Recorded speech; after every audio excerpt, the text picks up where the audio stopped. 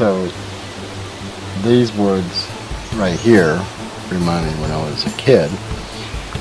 And the first ritual I ever did, I was about 13, in Mobile, Alabama.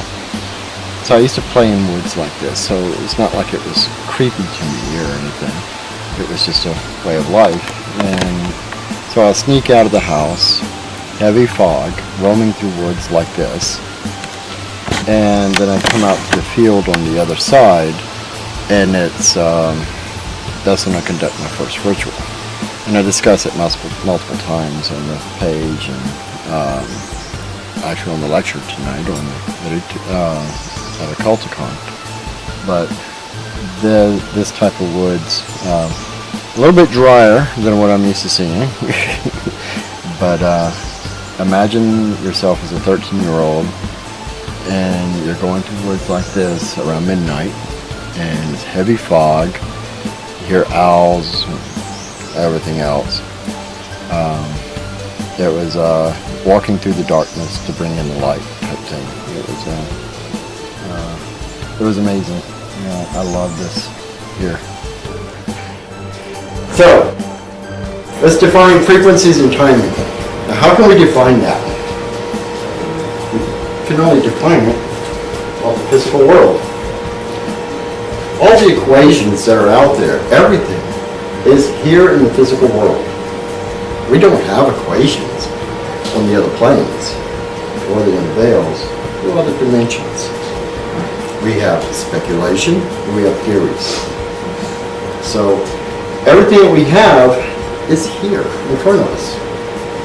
So, keeping that in mind, as practitioners, we look for the ethereal, the spiritual, the airs, whatever definition you come up with, the void.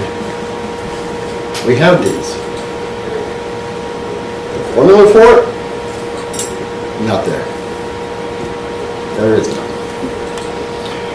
We have too many variables missing from the current equations we have based on the physical universe. So, we have defined everything. Even Ohm's law has three primary pieces of its equation. Same way with time. They have three pieces. So, on a paranormal investigation, for example, you hear something, how can you define it in this world? So, I kind of got ahead of myself, but the point here is that we have to get deeper into the whys, whats, and hows when something happens. Don't just say, oh, it's there, or let your perceptions distort it. We're going to get into that. There are a lot of examples. Breaking down perceptions helps connect the worlds we explore and find the missing pieces of the equation to understand the landscape we explore. So, we are the explorers. We find all these missing equations. Now, let's connect the dots here. So, on a paranormal investigation or a ritual or however, the definition, sometimes we experience growls, scratch, burning, screams, objects moving, EVP responses, voices, apparitions appearing, temperature fluctuations. It's a whole slew that go on. How quickly going to determine, I'm not going to name the TV show, I can't stand it. You hear a growl, and then you hear, it's a demon. Okay. That's a perception. That's what I eat for lunch. That is a perception. Now, perceptions are understanding the effects of frequency of time. If you're willing to embrace their variables in these factors, in these equations, it makes these things a little bit more understandable and willing to embrace what's going on. Now, what I did here, an average voice for male and female is from 85 hertz to 255 hertz frequency. Audible range, 20 hertz to 20 kilohertz frequency. General playback rate, for no matter what you're utilizing, is between 44.1 to 48.1 on the timing. Now,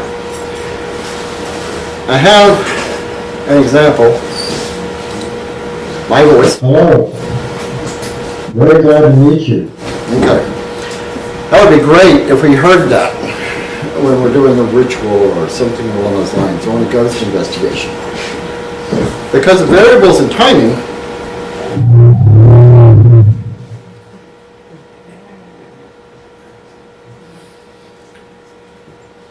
still going. Now you're in a dark room and you hear that grumble.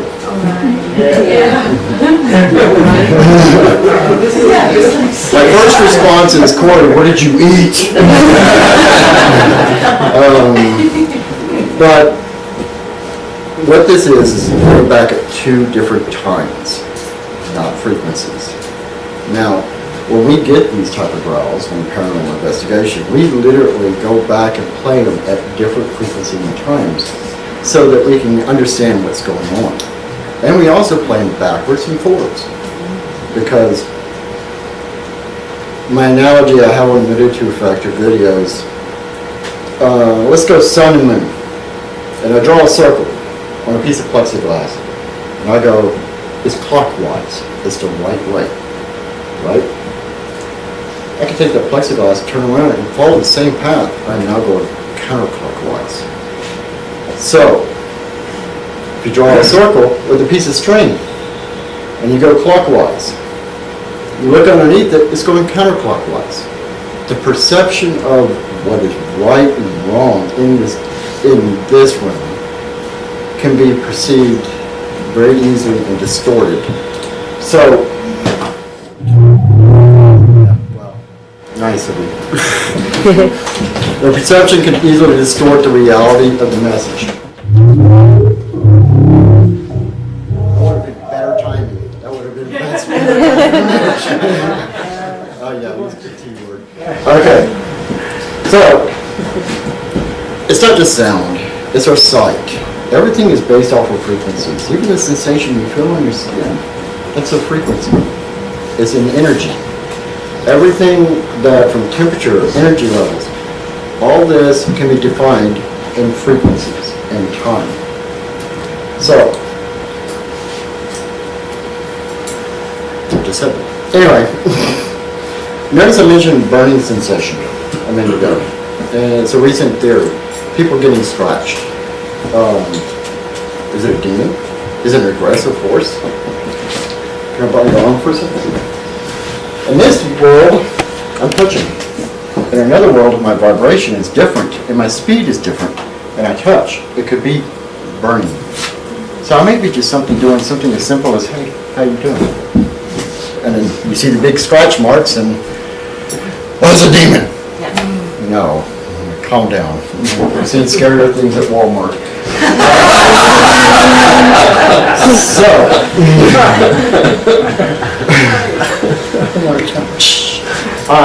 So what we use on our team, this is talking about our team, we use K2 EMF detection.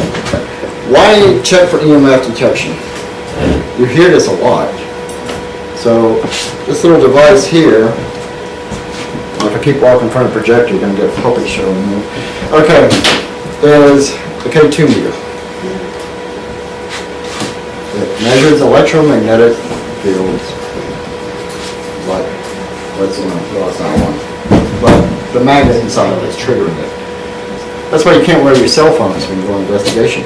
Data causes them to trigger. So, biggest reason? You got to rule out what you know. So we do a full sweep of the house. If the house has high levels of EMF,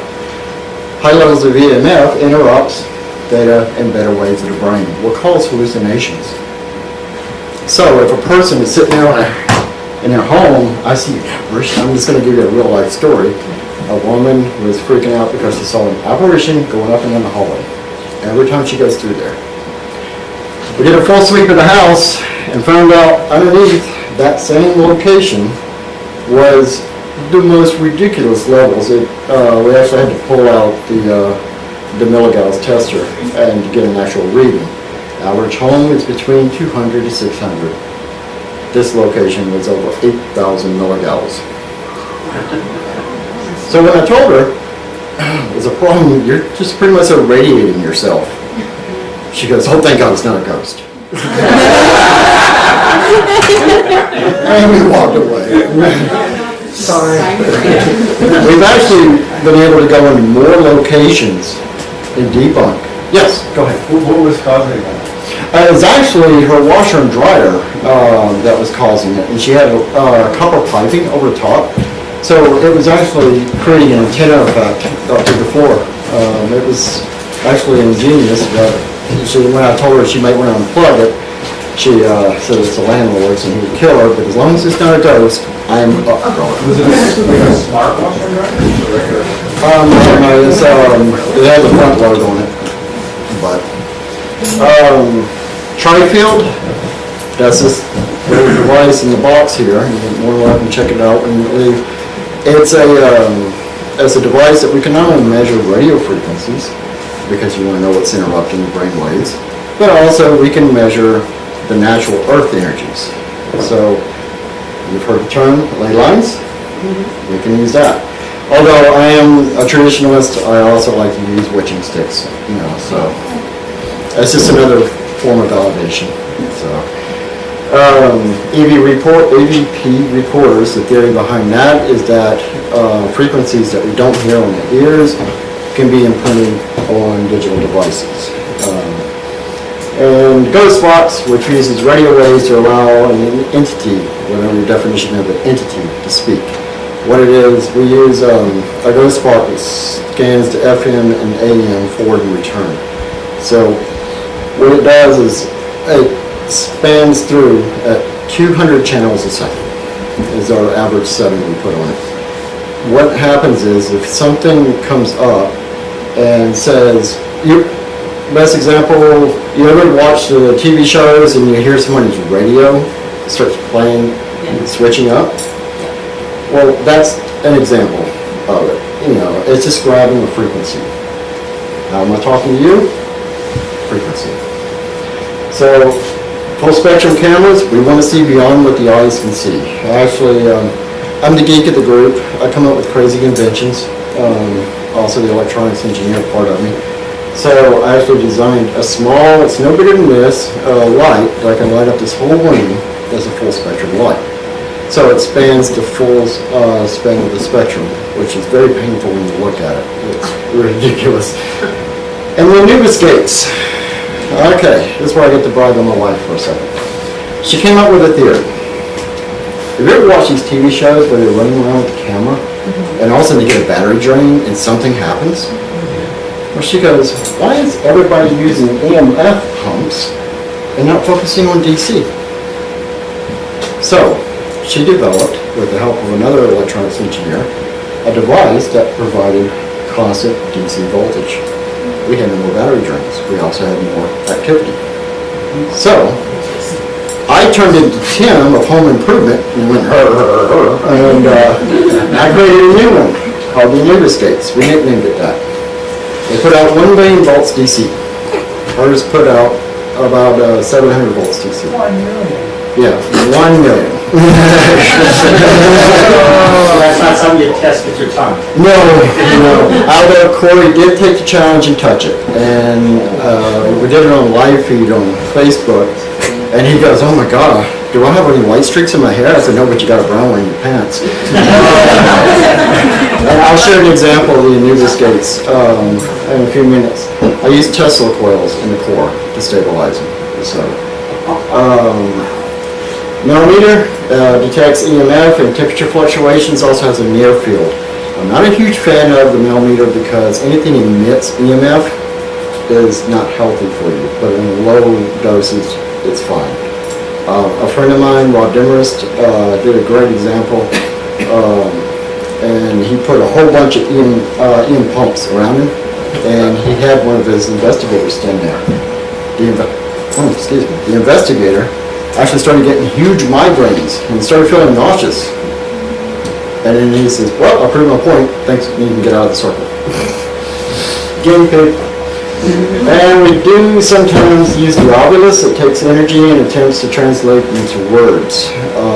Ovilus is kind of a hit and miss on certain investigations. You have to use the right tools for the right job. Really is what it boils down to. anybody hate or judge me, we nickname our ovulus as Steve. Stephen Hawkins. Okay, we use remote IP cameras because if you use wires, what are wires? They're antennas. They're picking up more garbage than what you would want. So that's why we use IP.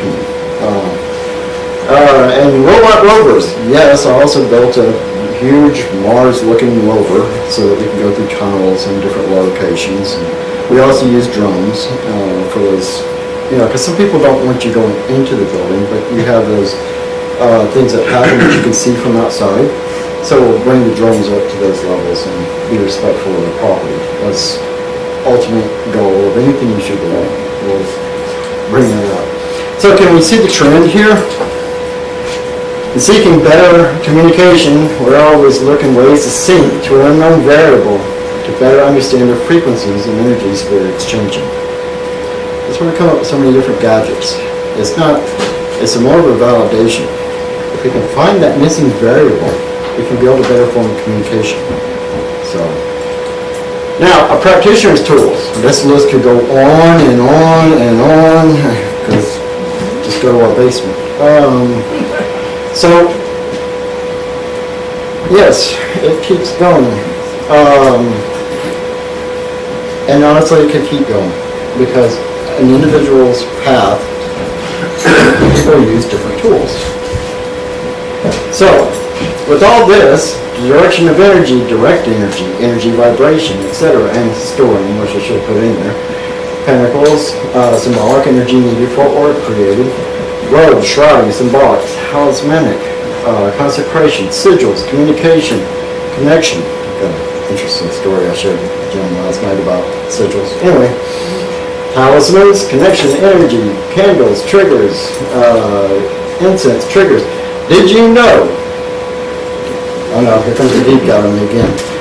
Did you know that incense has already been proven by the United States, Russia, Canada, UK, in a huge military study to be beneficial? They actually tested it to see if it could transfer static fields. Sage has antimicrobic properties when it's burned. Right. So you can actually transfer it. So if you're transmitting energy and you're utilizing incense, you can actually use this to act as a trigger to enhance your energy levels, or to use it to carry it. So keep that in mind. Daggers, cups, tones, bells, vibration of words. We've heard that in several lectures. It's important. Elements, and I mean this in the alchemical representation of having a fire, having, a fan blowing away, water, these things are essential. Did you know that as practitioners, we always identified 5 elements? Science just now said, you know what, there's a 5th element. I'm not talking about the movie. I'm talking about, there's actually a 5th element. They turned out something we've known for a long time. We just now released it. So we're kind of the forefront of finding out all this information. So we have a trend here. Our trend, as practitioners, we are always connecting using the missing variables that no one knows about or willing to accept, or we're seeking those unknown variables, so we should be. Through the manipulation of energies with various traditional tools and ourselves to build a better communication with most avails. So, really, in all honesty, in paranormal investigations and magical practice, technically doing the same thing. The only difference is we're utilizing more modern tools to validate what we're feeling. So, it's really important. When we get the answers, we should be generating more questions, not just embracing the answer. Okay? I can't stand it when somebody comes to me and says, why is this? I give them my answer, and they go, okay. I have a technician, I gave a new policy, I handed it to him, and he says, Perfect. So I just didn't even read it. And if I should, everything's worked so far. I'm like, but you should be challenging me, questioning me. You should be asking me more questions. So, under the conclusion, whether detecting energy or manipulating energy, frequency, is based on the concept of rate, timing, allowable by the individual's understanding of traditional and modern sciences, and your personal limitations. Sometimes it's more beneficial to step outside the circle of the kid in the field, outside the circle of your known universe, and escape the securities we have established out of our own perceptions. That was probably my hardest lesson as a kid. And looking at the possibilities of missing variables and the act of manipulating, receiving energy, a paranormal investigator or magical practitioner may need to look at other explanations outside the realms of spirits. Are we looking for ghosts when we're doing paranormal investigations? No. We're looking for communicating. We believe in multidimensional spirits, ghosts, deities, all these different aspects. We have to keep our mind open to every possibility. And the paradox. The paradox is my new project I'm excited about. Every circuit that you have, from your cell phone to your computer, everything, operates on a timing circuit, and it's called a crystal oscillation. Yes, it's using a quartz crystal to time all of your equipment. A plate goes on one side, quartz in the middle, plate on the other side, voltage is passed through. That timing, I'm getting cotton mouth, holy crap.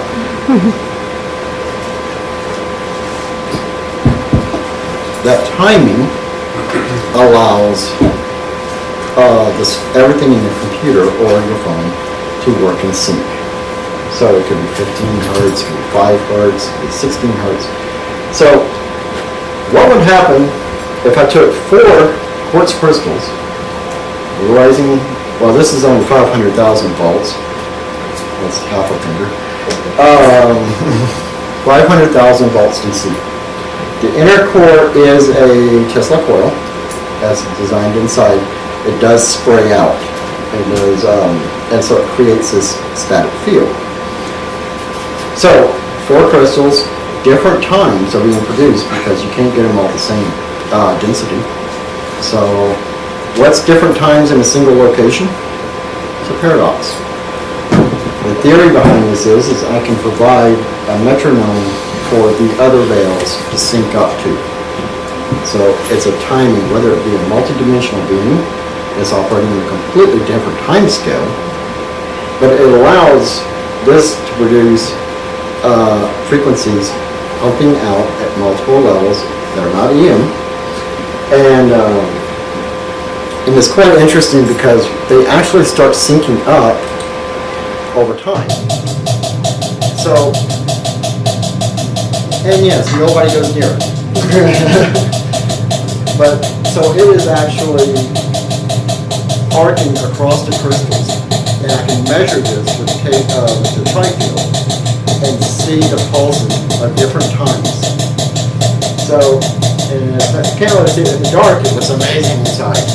So, and then you'll start hearing it slowly sync up. And when it does, a lot of us stand back, because that's when it usually arcs all the way around. Now, from piece of trivia for you, in 2001, July 3rd, 11 o'clock, I was hit by lightning and was considered flatlining in the hospital. So here I am playing with this stuff. The Anubis gate is not as exciting, it just makes this little high-pitched whistle. But that high-pitched whistle, I can put my hand in front of it and literally feel the energized ions traveling across it. We've used this on several investigations, which is really interesting to kind of ramp things up, but it's interesting that things are being drawn to it. And so we'll actually start seeing, because when pressure and density changes, it acts differently because no water can be conductive across there. So we've actually had evidence of whether it be multidimensional or whether it be ethereal touching it or coming near it because the air pressure would change. So, and this one is one we were able to do a while back. We got the flare. You know what the flare is? The flare would just be going nuts in this room. It detects heat, well, temperature. Now, energy can be measured in temperature. So, what the flare does is that a lot of plumbers use it to check pipes, building inspectors check for insulation, things like that. Well, we use the flare, and we use it on an iPad. It's a little tiny sucker, little bitty. But a while back, I had my wand when we first got it, and I was all excited. I wanted to like Tri-Field, K2, and you know, I make my own wands. But this one particular one, I just have such a connection to, and it's willow and ebony. And so when I got done with it, I refused to let it go. Usually when I make a new wand, I give it to somebody because I figure if I'm making it, I'm inspired. Somebody must need it. So this one was connected to me. And so when we got the new flare, I ran downstairs and we held out the wand and I just focused on transmitting energy, and we got results. Holy crap, we can test this. So what we did is, we were thinking about it before we came over, is that can we do it again? That's the intriguing part. Now, pardon, because my wife was really literally juggling, trying to hold the iPad while I'm holding the wand and the camera. And so, but if you look, and I'll step out of the way here, when it comes into focus, you see the heat signature in my hand. I'm going to the handle, and it forms two wands. So, we actually can measure what we do. So what I decided, she brought a good point, put it down. Let's see if it still does it. So in a few minutes, I put it down. Actually, I wonder if I can skip that forward a little bit. Why is that giving me that option?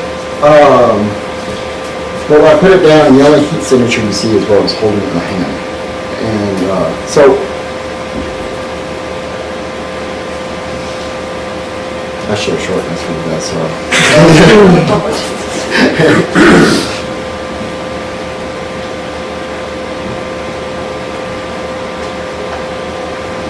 So,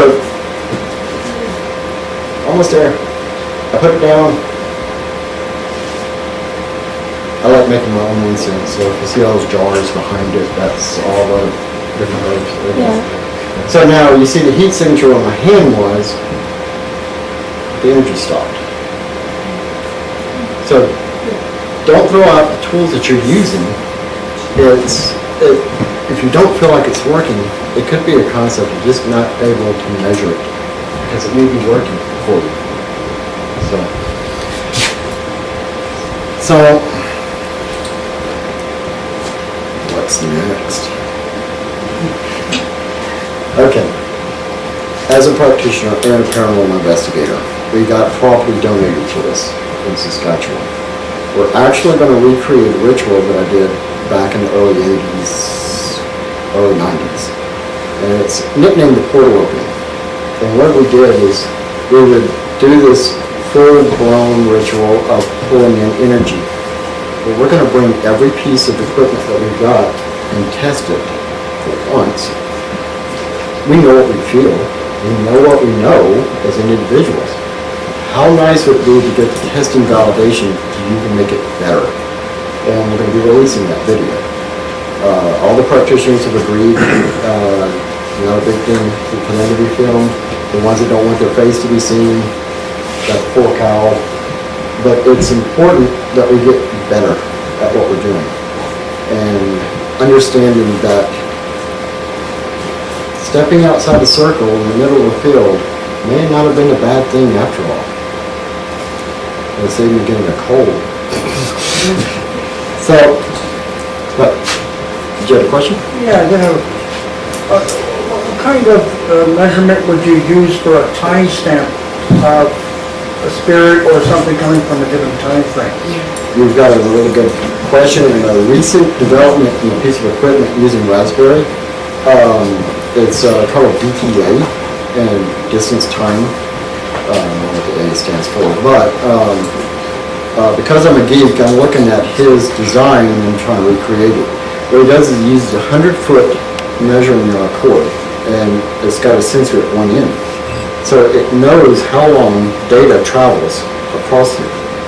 So what happens is now, that the reason I want to get this recreated, because I want to put it across the circle. Okay. So if there's any type of distortion, then time will end up, whether it be nanoseconds or whatnot, it will actually show up, because you'll see what's being sent out and what's coming back. So you Should be actually the have same. a method of potentially measuring the time Right, space. and that's in development right now. The first one came out actually a few months ago. And so now I'm trying to come up with a new one. Got 2 programmers I'm working with. So if we can come up with this new sensor, I'm over the top excited. Yeah. Because, everybody know what gravitational waves are? Okay, gravitational waves were a theory forever. But now it's proven a reality. We experience them every day. There's a Wiccan high priestess in Regina, and here's a thought-provoking idea for you. I love this theory. I get excited about it. She says, I put my keys down, I walk away, I come back, and my keys are gone. Well, what? Is it a ghost? Is it a spirit? Is it her familiar? Is it, what? Oh, wait a second. My keys are over here. That's not where I put them. Gravitational waves are distortion of time and space. Her theory is, in another dimension, in another time, she moved them. And because she exists in this plane, they were over here. It's an amazing theory, and it kind of makes you ponder over the possibilities. I am looking forward to exploring that way more.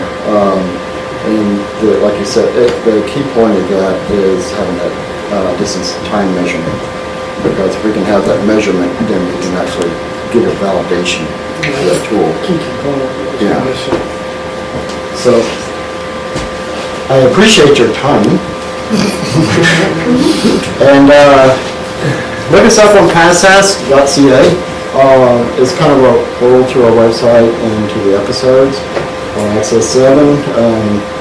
Also, I have a YouTube channel called The Magickal Effect. I'm very blatant and not refined on it, but I try to get my point across. And also I have a Facebook page, which is also called The Magickal Effect. Once again, Magickal is knowledge. So always, when you walk out of here, communicate with each other, talk with each other, and most importantly, do it out of respect. That's what on every one of my videos, the ego has its place, but out of respect and humility sometimes, you can learn quite a bit. Thank you.